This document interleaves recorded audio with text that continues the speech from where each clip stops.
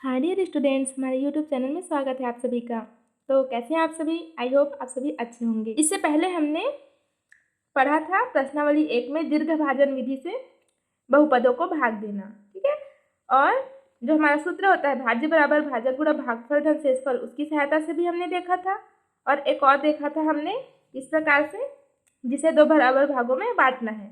आज हम पढ़ेंगे शेषफल प्रमेय, रिमाइंडर थ्योरम, और जो है गुणनखंड प्रमेय, द फैक्टर थ्योरम। इन्हीं दोनों की सहायता से हमारा जो ये प्रश्नावली 2 है, इसके सारे क्वेश्चन सॉल्व होंगे। तो बिना देरी के वीडियो स्टार्ट करते हैं। तो देखते हैं शेषफल प्रमेय, रिमाइंडर थ्योरम। हम जानते हैं कि भाज्य बराबर क्या होता है हमारा, भाज्य बराबर भाजक गुणा भागफल धन शेषफल।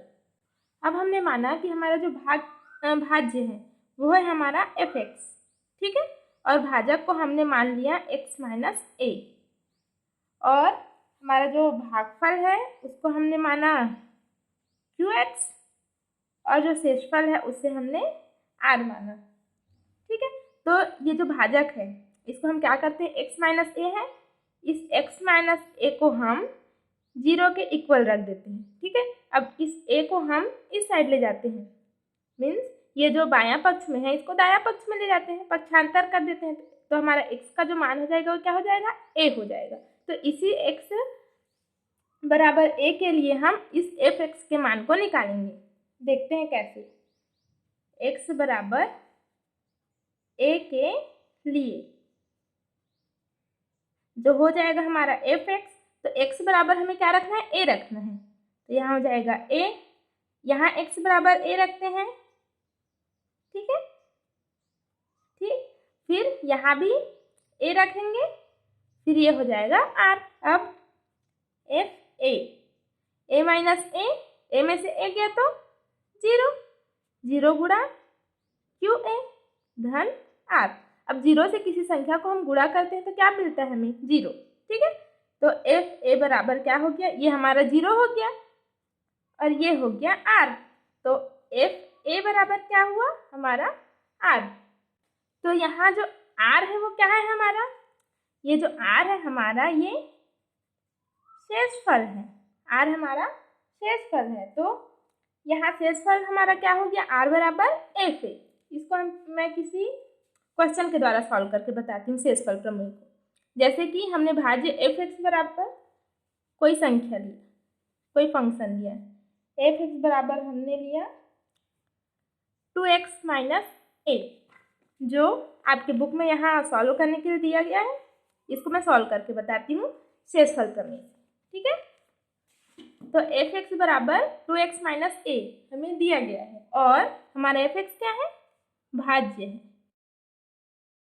और हमें भाजक दिया गया है, भाजक दिया गया है x प्लस a, और हमें शेषफल ज्ञात करना है शेषफल प्रमेय की सहायता। तो हम शेषफल प्रमेय से इसको क्या लिख सकते हैं, f(x) बराबर मीन्स 2x माइनस a बराबर भाजक हमारा क्या है, x प्लस a है, भागफल हमने माना qx ही है, और शेषफल हमें ज्ञात करना है। यहाँ लिख देते हैं शेषफल प्रमेय की सहायता से। आप यहाँ पे लिख देना भाज्य बराबर भाजक गुणा भागफल धन शेषफल। अब हमने इसमें क्या किया था, ये जो भाजक था उसको 0 के इक्वल रख दिया था।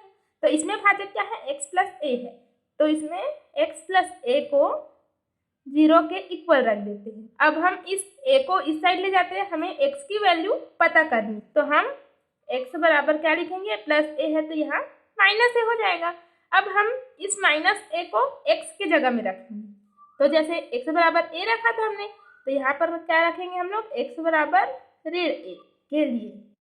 तो अब यहाँ x की जगह हम लोग माइनस a रखेंगे, तो यहाँ भी रख देते हैं ये 2। यहाँ जो है हमें f(x) का वैल्यू नहीं दिया गया था, तो हम लोग यहीं पे रखें, पर यहाँ f(x) की वैल्यू ये है, तो अब यहाँ पे हम माइनस a रखते हैं, तो ये हो गया माइनस a। फिर ये माइनस, फिर ये ए। यहाँ पे भी हम x की जगह क्या रखेंगे, माइनस ए। यहाँ फिर प्लस ए इंटू क्यू एक्स, तो x की जगह हमें माइनस ए रखना है प्लस आर। आर हमें फाइंड आउट करना है, तो ये हो जाएगा -2a। ये हो जाएगा -a। फिर ये जो -a प्लस a आपस में घट जाएंगे और ये क्या हो जाएंगे, 0। फिर ये क्यूब माइनस है प्लस आर। अब 0 को किसी संख्या से गुणा करेंगे तो क्या मिलेगा, हमें 0 ही मिलेगा। ये हो जाएगा -2a -3a। ये 0 हो गया और ये हो गया r। मतलब कि शेषफल प्रमेय की सहायता से हमें जो शेषफल लाना था वो शेषफल हमें क्या मिला, -3a। इसको मैं उत्तर की जांच करके बताती हूँ आपको। जैसे कि ये भाज्य हमें दिया गया है, इसको भाग देना है, ठीक है। तो 2x माइनस a को भाग देना है x प्लस a से। अब इसके फर्स्ट टर्म को देखते हैं, दीर्घ भाजन विधि से हल करेंगे तो x में किसका गुणा करेंगे कि 2x हो जाएगा, 2 का। ध्यान में रखना कि इसमें भागफल हमें ज्ञात नहीं करना है, शेषफल ज्ञात करना है। तो ये वाला ये आंसर नहीं आया तो ऐसा नहीं है कि हमारा आंसर गलत आ रहा है। तो 2 को हम इससे गुणा करते हैं, 2 इंटू एक्स 2x, 2 इंटू ए 2a। अब माइनस माइनस -a -2a, ये हो जाएगा हमारा -3a। तो हमारा जो शेषफल है, अब इसका फर्स्ट टर्म को देखते हैं, इसका फर्स्ट टर्म को देखते हैं। ये दोनों अलग अलग राशि हैं तो किसी का भी गुणा करेंगे तो नहीं हो पाएगा। तो हमारा शेषफल क्या हो गया, ये जो आया हमारा शेषफल हुआ। तो शेषफल हमारा आ गया उत्तर की जांच करने पे, अतः जो हमारा आंसर है वो सही है। इसको हम डायरेक्ट भी सॉल्व कर सकते हैं। जैसे हमारा भाजक दिया गया है x प्लस ए, तो x बराबर माइनस है, इस माइनस ए को सीधे सीधे इसमें रख देते हैं। जैसे f ऑफ माइनस ए, तो 2x की जगह -a माइनस a, तो ये हो जाएगा -2a -3a। अब हम देखते हैं गुणनखंड प्रमेय, द फैक्टर थ्योरम। ये जो शेषफल प्रमेय था और ये गुणनखंड प्रमेय है, दोनों आपको सेम लगेगा पर इसमें अंतर है। कैसे, जैसे कि हमें 30 को भाग देना है 6 से, तो यहाँ हमारा भाज्य क्या होगा, यहाँ हमारा भाज्य हो जाएगा 30 और भाजक हो जाएगा हमारा 6। अब हम 30 को 6 से भाग देते हैं तो क्या आएगा हमारे पास, 5, 6 पंचे 30, ठीक है। तो यहाँ हमारा शेषफल क्या हुआ, यहाँ हमें भागफल मिला 5 और शेषफल मिला 0, ठीक है। तो इसमें हम बोल सकते हैं कि ये जो 30 है वो 6 से पूरा पूरा भाग चले जा रहा है। हम ये वाले सूत्र से इसको प्रूव करके देखते हैं। हम ये वाले सूत्र से इसको रख के देखें, हमारा भाज्य 30 है, भाजक क्या है हमारा 6 है, भागफल हमें मिला 5 और शेषफल 0, तो 30। अतः हम इसके आधार पर कह सकते हैं कि जो भाजक 6 है हमारा, भाज्य 30 का एक गुणनखंड है। इसको हम फंक्शन के लिए देखते हैं। जैसे कि हमारा इस बहुपद को इस बहुपद से भाग देना है, तो यहाँ हमारा ये जो है ये भाज्य है, ये जो है हमारा भाजक है। इसको हम भाग देके देखते हैं, x² प्लस x नहीं है तो इसको 0 इंटू एक्स लिख लेते हैं, फिर -9। x प्लस 3 से भाग देना है तो x में क्या का गुणा करेंगे कि x² आ जाएगा, या फिर x² को x से भाग दे देंगे तो हमें क्या मिलेगा, x मिलेगा। तो यहाँ x लिखते हैं, x को इन दोनों से गुणा करते हैं तो x इंटू एक्स, घात जुड़ जाएगा, 1 और 1 2, फिर x को 3 से गुणा करेंगे तो 3x, यहाँ प्लस है तो माइनस माइनस, क्योंकि हम इसको घटाते हैं, ये हो गया जो हमारा कैंसर। और ये 0 - 3, ये हो जाएगा -3x -9। अब x के साथ हम क्या का गुणा करें कि -3x हो जाए, तो x तो पहले से है तो -3 का गुणा करेंगे। तो -3 का गुणा इन दोनों से करते हैं। अब -3 इंटू एक्स -3x -3 इंटू +3 -9। अब इसको घटा देंगे तो माइनस वाला प्लस हो जाएगा। अब ये दोनों क्या हो जाएंगे, आपस में घट जाएंगे, मीन्स 0। इसका शेषफल हमें क्या मिला, 0 मिला। इस विधि से इसको जांच करके देखते हैं। तो इसको हमने इस प्रकार से लिख लिया, भाजक हमारा x + 3 है, भागफल x - 3 है, शेषफल 0 है। फिर हमने इस x को इसके साथ गुणा किया, फिर +3 को इसके साथ गुणा किया, ये -3x + 3x 0 हो गया, x² - 9 जो हमारा भाज्य है। मीन्स हम इसकी सहायता से जो है प्रूव हो गया कि जो हमारा भाजक है x + 3 भाज्य x² - 9 का एक गुणनखंड है, क्योंकि हमें शेषफल 0 मिला। अब हमारा जो गुणनखंड प्रमेय है वो बोलता है कि जो इसको हम इससे भाग दिए तो हमारा शेषफल 0 हुआ। तो शेषफल के 0 होने पर हम भाजक को 0 के इक्वल रखते हैं, x + 3 = 0। तो हमारा x का जो वैल्यू है वो क्या हो जाएगा, -3। अब इस x की वैल्यू को इसमें मतलब भाज्य में, भाज्य को हम क्या लिखते हैं, fx बराबर है हमारा x² - 9। हम यहाँ पे x की जगह क्या रखेंगे, -3 रखते हैं। तो अगर हम यहाँ पे -3 रखेंगे, -3 का स्क्वायर क्या हो जाएगा, 9, 9 - 9 0, ये 0 आ गया। पर यहाँ पे अगर हमें कोई और राशि रहती जैसे t a b c, तो हम उसकी वैल्यू इसकी सहायता से निकाल सकते हैं। जैसे कि ये हमारा क्या है, भाज्य है, ठीक है, ये हमारा है भाजक। अब हम इस भाजक को 0 के इक्वल रखेंगे तो x का जो वैल्यू क्या मिलेगा, +1 है, तो इधर जाके -1 हो जाएगा। अब इस -1 को हम यहाँ रखेंगे तो हम क्या रखेंगे, p, x की जगह -1 रखना है, = 0 रखते हैं पहले। तो p - 1 इसका वैल्यू -1 इसका स्क्वायर a - 1 + 2 = 0। -1 का जो स्क्वायर हो जाएगा वो +1 -a + 2 = 0। फिर हम इसको सॉल्व करेंगे तो ये -a को इधर ले जाते हैं और 1 + 2 क्या हो गया, हमारा 3 हो गया। तो a = 3 हो जाएगा। अब हम प्रश्नावली देखते हैं। तो हम प्रश्नावली के क्वेश्चन देखते हैं। फर्स्ट हमारा दिया गया है, यदि px बराबर ये है, मतलब हमारा भाज्य जो है ये है, तो इसको इससे भाग करना है तो शेषफल प्रमेय की सहायता से हमें शेषफल ज्ञात करना है। तो ये सब तो सरल है, मैं आपको ये 5वां वाला सॉल्व करके दिखाती हूँ। हमें दिया गया है भाज्य px बराबर जो इस प्रकार है और भाजक को हमने माना gx है, तो वो दिया गया है x + 1/3।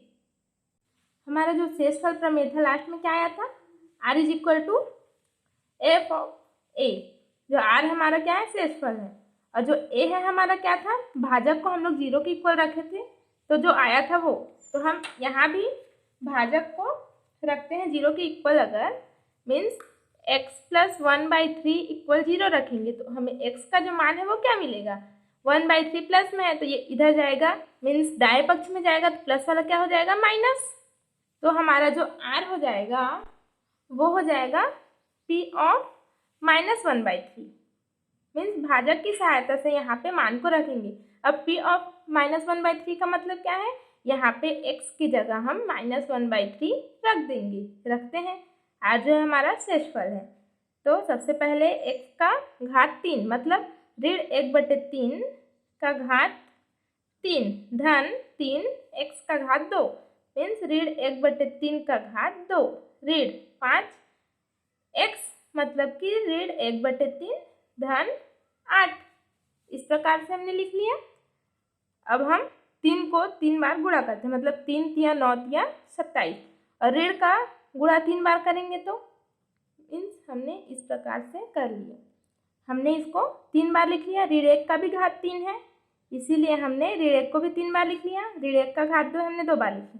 अब यहाँ क्या है, ये -5 × -1/3, मतलब कि यहाँ ऋण 5 का गुणा ऋण 1 के साथ होगा, ना कि यहाँ ऋण है फिर 5 गुणा ऐसा। ये ऋण का गुणा ऋण के साथ कर देते हैं सीधे सीधे, तो ऋण गुणा ऋण हो जाएगा हमारा धन, 5/3 धन 8। इसको हम आगे सॉल्व करेंगे तो इस प्रकार से लिख सकते हैं। अब हम क्या करेंगे, इसको हम ये इनके हरों का लघुत्तम समापवर्त निकालते हैं। तो इस प्रकार से हमने सभी का एक साथ निकाल लिया। आप इन दोनों और इन दोनों का करके भी निकाल सकते हैं, ठीक है। तो हमने इसका लघुत्तम समापवर्त निकाला तो आया हमारा 27। इस 27 को इससे भाग देंगे। इसको सॉल्व कैसे करते हैं, ये जो होता है इसका लसा निकालते हैं, फिर उसको हर से भाग दिया जाता है, फिर अंश से गुणा किया जाता है, ठीक है। इसको हम हर से भाग देंगे तो क्या आएगा हमारा 1। 1 को ऋण 1 से गुणा करेंगे तो ऋण 1। 27 को 9 से भाग देंगे तो आएगा हमारा 3। 3 गुणा 3 तो 9। फिर हम इस 27 को 3 से भाग देंगे तो हमारा आएगा 9 × 27 मीन्स 9। 9 को 5 से गुणा करेंगे, 9 × 5 = 45। 27 को 1 से भाग देंगे 27। 27 को 8 से गुणा कर, ये आ गया हमारा 216। अब हम इसको इन तीनों को जोड़ देंगे और 1 को घटा देंगे, या फिर इन दोनों को घटा देते हैं। 9 में से 1 गया तो 8। 8 और इतना को जोड़ देते हैं। तो इस प्रकार से 8, 45 और 216 को जोड़, तो इस प्रकार से हमारा जो शेषफल है वो ये आ जाएगा 269/27। ये क्या है, किसी से भाग नहीं जा रहा है। अगर ये भाग जाता तो इसको और हम सरलतम रूप में लिख सकते थे।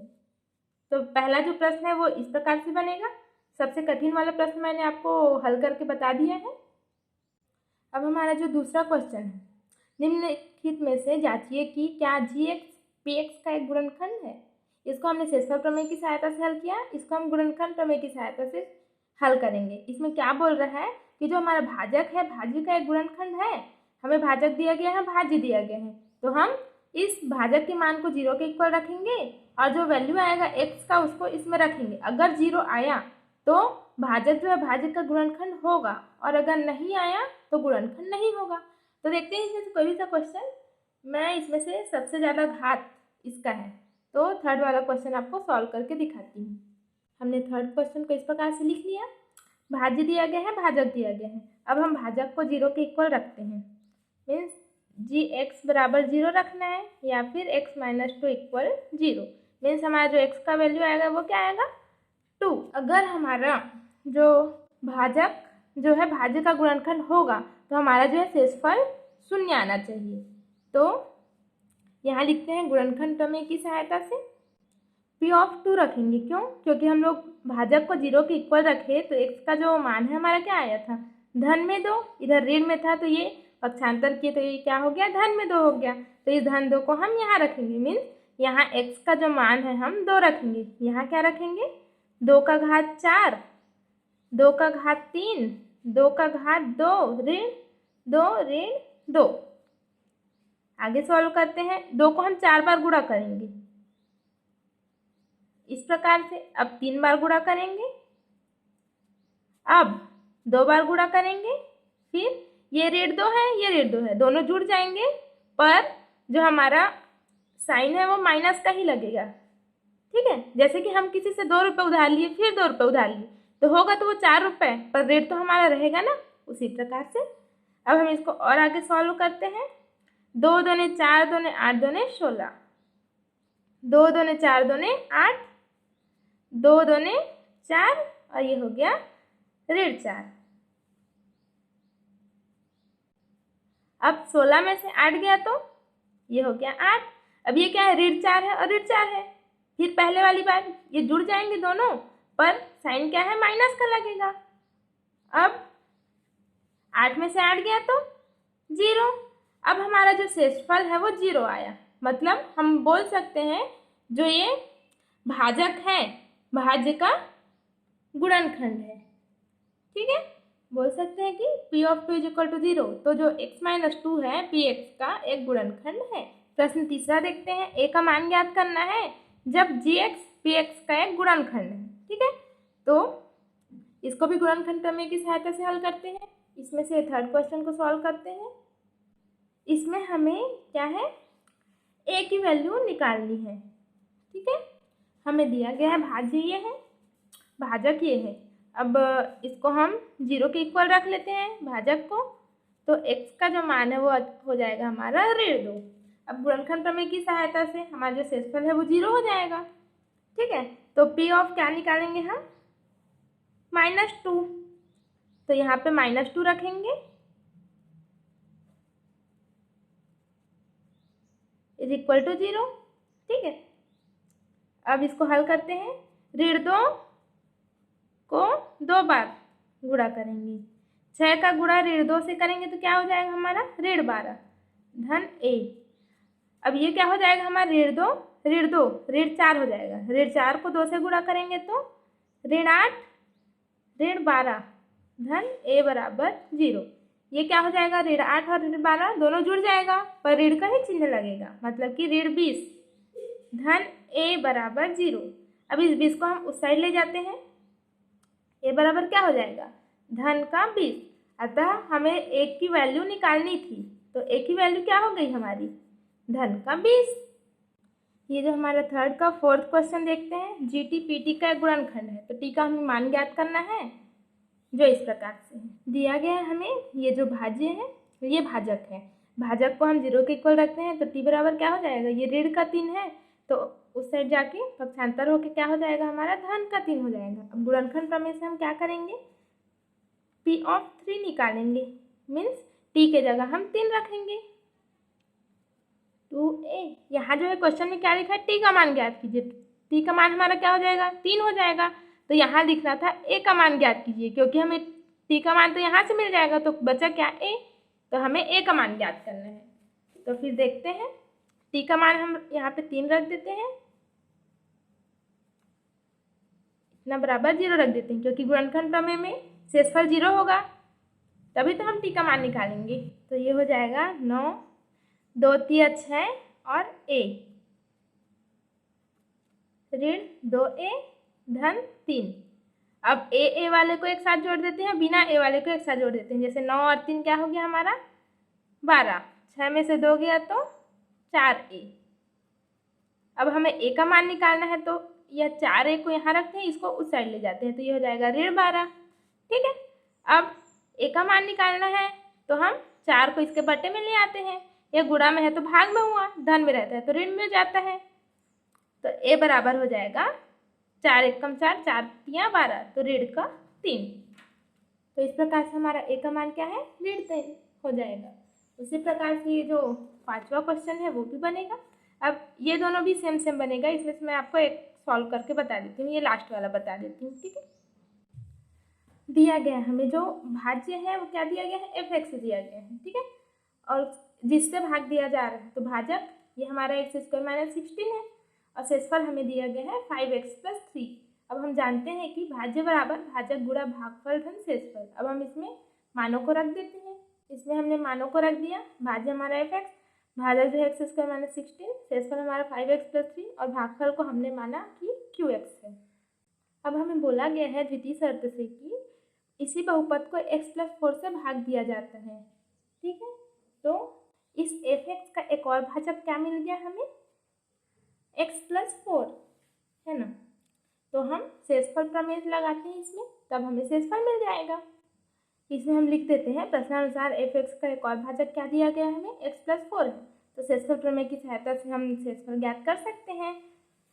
तो हम क्या लिखेंगे इसको हम 0 के इक्वल रखेंगे x + 4 को, तो क्या मिलेगा हमें x = -4 मिलेगा, मतलब कि हम f(-4) निकालेंगे। तो यहाँ हम लोग x की जगह क्या रखेंगे -4। ठीक है, तो -4, यहाँ पे भी -4 रखेंगे।